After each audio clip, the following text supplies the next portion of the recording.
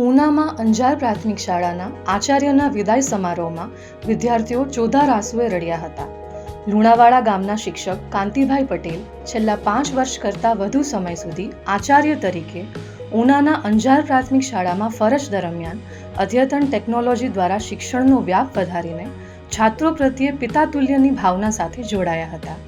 અંજાર ગામના દરેક વર્ગના બાળકોને શ્રેષ્ઠ શિક્ષણ આપી ઘડતર કરતા ગ્રામજનો, વાલીઓ અને છાત્રોમાં કર્મયોગી શિક્ષકનું બિરુદ ધરાવતા હતા.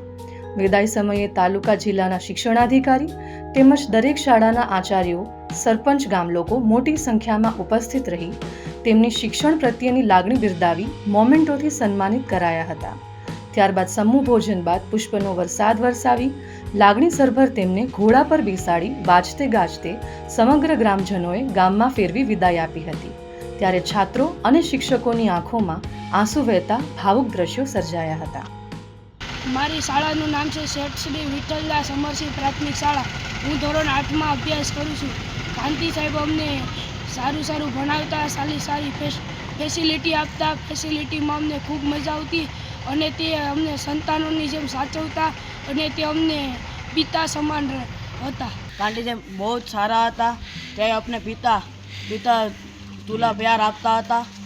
અમને બાળકોને સમાનતાથી ભણાવતા હતા. બાળકોને સંતાનો જેમ રાખતા હતા. અમારી સ્કૂલમાં સાહેબે આરાથી બધા વર્ગખંડમાં પંખા અને લાઇટની સુવિધા પ્રાપ્ત કરી.